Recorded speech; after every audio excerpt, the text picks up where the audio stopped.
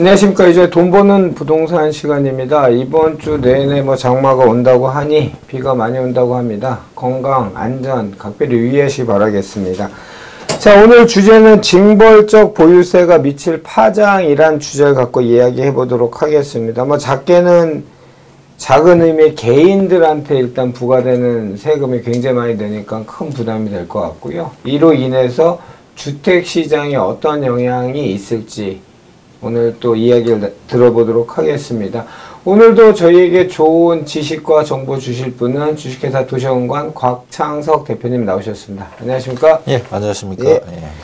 곽 대표님, 이 2018년도 종부세가 2019년도 대비 이제 공시가 현실화율 정책 기조에 따라서 한 42.6% 수치는 제가 오늘 처음 찾아봤는데 42.6% 증가해서 2조 6,713억이 징수가 됐다고 하더라고요. 그럼 이제 2020년 같은 경우에는 얼마나 더 상승이 될지 이제 통계치가 나와봐야 할 텐데, 개인적으로 다주택자들 같은 경우에 이번에 이제 대통령께서 직접 국토부 장관을 불러서 콕 집어서 몇 가지를 얘기한 것 중에 하나가 이제 징벌적 과세 측면이 굉장히 이제 걱정이 될 만큼 센 게 나올 것 같은데 어떻게 보십니까?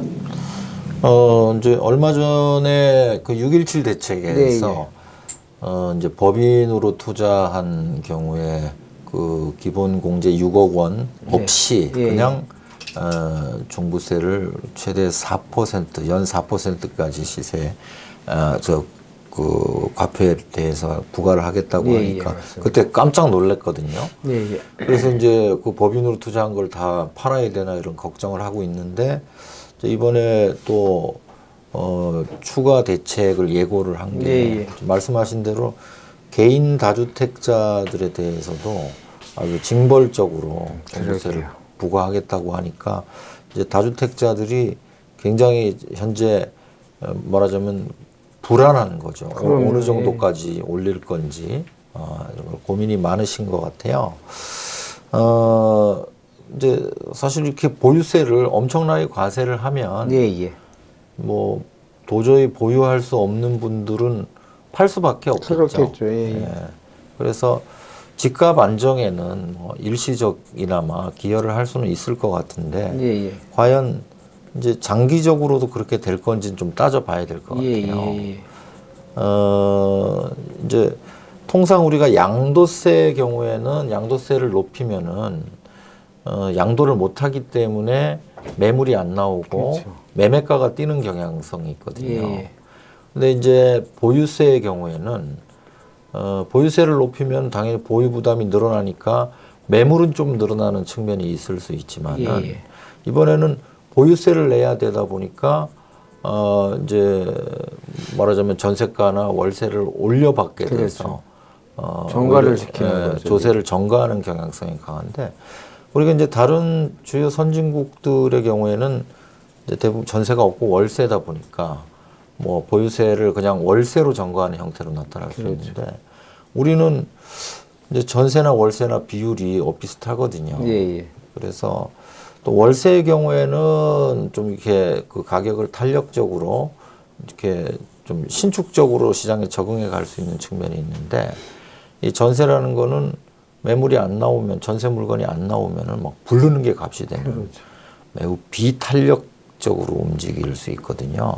전세란 자체가 사실은 지나고 보면 굉장히 내 집 마련을 하는 사금융의 일종이지만 좋은 제도였다는 걸 느끼지 않습니까, 사실은. 그러니까 이제 투자자가 전세를 공급해 주는 역할을 해왔기 때문에 좀 안정이, 지난 시간에 우리가 그런 말씀을 드렸었는데, 이제 우리의 임대차 시장의 구조가 이렇게 전세, 월세가 양립돼 있다는 거, 이거 서로 대체 관계를 갖고 있다는 것 때문에 이게 보유세가 그 월세로 전가될 뿐만 아니라 전세가 월세로 이제 바뀌면서 월세화 되면서 전세 시장의 폭등을 갖고 올 수 있는 그런 구조를 갖고 있다는 걸 이해를 해야 됩니다. 맞습니다. 근데 지금 뭐 최근에 입주량도 줄면서 여러 가지 전세난에 우려가 있는 상황 속에서 이렇게 이제 보유세를 올리게 되면은 전세 대란으로 갈 우려가 점점 더 커지고 있다는 측면, 이런 게 하나 있고요. 또 뭐 아시다시피 지금 내수가 엄청나게 나쁜 상황, 거기다 코로나까지 겹쳐 있는 상황인데 이렇게 이제 뭐 보유세, 종부세를 강화하면 그나마 쓸 수 있는 여력을 갖고 있는 이 다주택자들조차도 소비의 지갑을 다듬으로 인해서 내수 경기가 더욱더 크게 악화될 수 있다는 우려, 네, 이런 것들도 있을 수 있고요. 또 이렇게 보유세를 올리면 이제 뭐 매물은 어느 정도 나올 수 있지만은 투자자의 시장 진입을 차단했기 때문에 네. 그 물건을 받아줄 수 있는 사람들이 거의 없다는 얘기죠. 이제 그렇게 되면 이제 거래량이 급감하고 또 뿐만 아니라 지금 투자자들이 이제 신규 분양 시장으로 진입을 못하게 되면은 분양 물량도 감소하게 되거든요. 그렇죠. 이렇게 되면은 이게 산업 전후방 연관 효과가 큰 건설이라든가 이 부동산 산업 자체가 굉장히 큰 폭으로 위축될 우려가 있다는 거예요. 이 건설이나 부동산 자체가 이 GDP에서 차지한 비중이 잘못을 따지기 전에 이미 고착화돼서 포지셔닝화 된 게 굉장히 큰 부분인데 그 한 축이 이렇게 흔들리고 위기가 지속된다면 전방위로 퍼질 수밖에 없겠죠.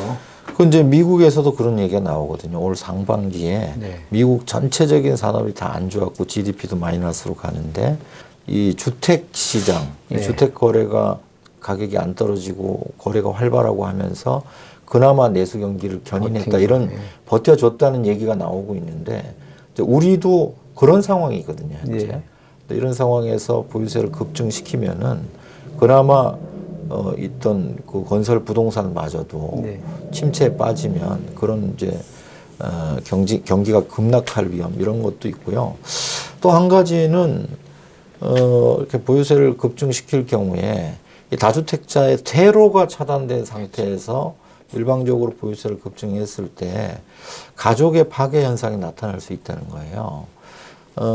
최근에도 보면은 이렇게 신혼 부부들도 이게 명의 때문에 예. 혼인 신고를 안 하는 경우가 많이 그렇죠. 늘고 있거든요. 근데 이제 은퇴자의 경우에, 다주택 은퇴자들의 경우에는 이제 팔면은 양도세가 너무 세서 못 파는데 이혼해야죠. 그러다 보면은 어쩔 수 없이 법적인 혼인 관계를 유지하지 못하는 상황. 또 뭐 자녀들의 경우에도 기가 막힌 동일 주민등록상에 있다거나 동일 호적에 있으면 불리하거든요. 그러니까 자꾸 이렇게 법률적 가족의 해체가 벌어질 수 있다는 거예요.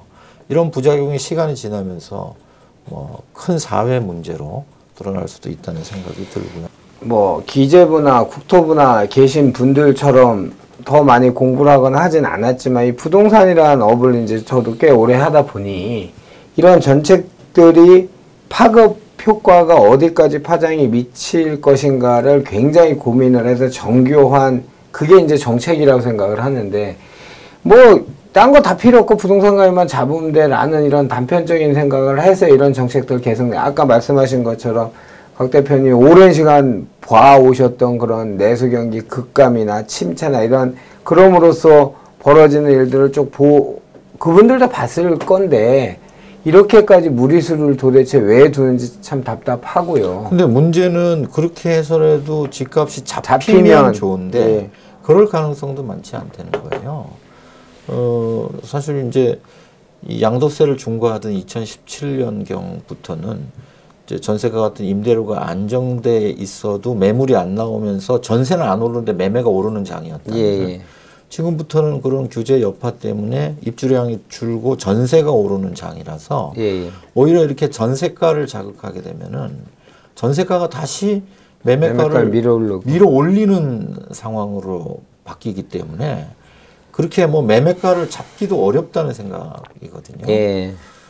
그리고 이제 마지막으로 보면은 이제 뭐 가족의 해체뿐만이 아니고 이제 집을 한 채 가진 사람도 이번 6.17 대책을 통해서 보면은 뭐 12, 16 대책도 마찬가지고 사실상 그 갈아타기가 어려워졌어요. 1년 내에 팔아야 되고 이제 일시적 이주택 비과세요. 또 뭐 1년 이내에 전입을 해야 되고 이거 맞추기가 힘들거든요. 그러면 이제 주택 갈아타기가 안 되다 보면 점점 또 2주택 이상 다주택으로 가는 게 부담스러워지고 네. 종부세 때문에 이러면은 많은 수요층들이 그러면 다주택이 안 되면 어떻게 할 거냐. 예. 큰 집으로 옮겨가게 된다는 거죠. 예, 코로나 때문에 뭐 산업 구조가 바뀌고 이런 얘기도 있지만은 지금 이제 다들 제도가 나오면 그 제도에 적응하게 되거든요. 네.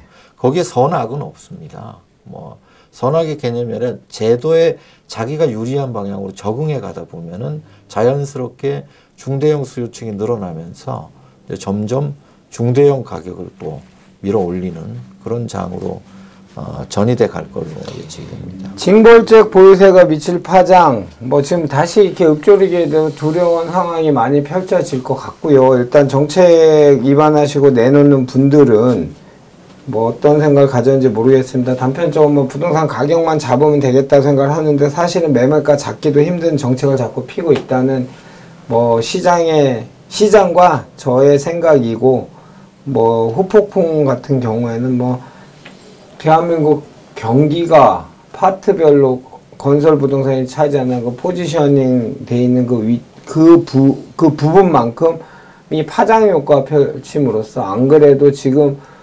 무차별 그 유동화가 버티고 있는 이런 경기장에서 참 걱정이 많이 됩니다. 일반인, 부동산 전문가라 하지만 일반인이 봤을 때 참 많이 걱정이 되고 뭐 두렵습니다. 두려운데 또 적응을 하겠는데 선량한 국민들은 어떻게 버티실까 걱정이 많이 됩니다. 하여튼 말씀드린 것처럼 비 많이 오고 한다니 안전각별을 유의하셔 건강 잘 지키십시오.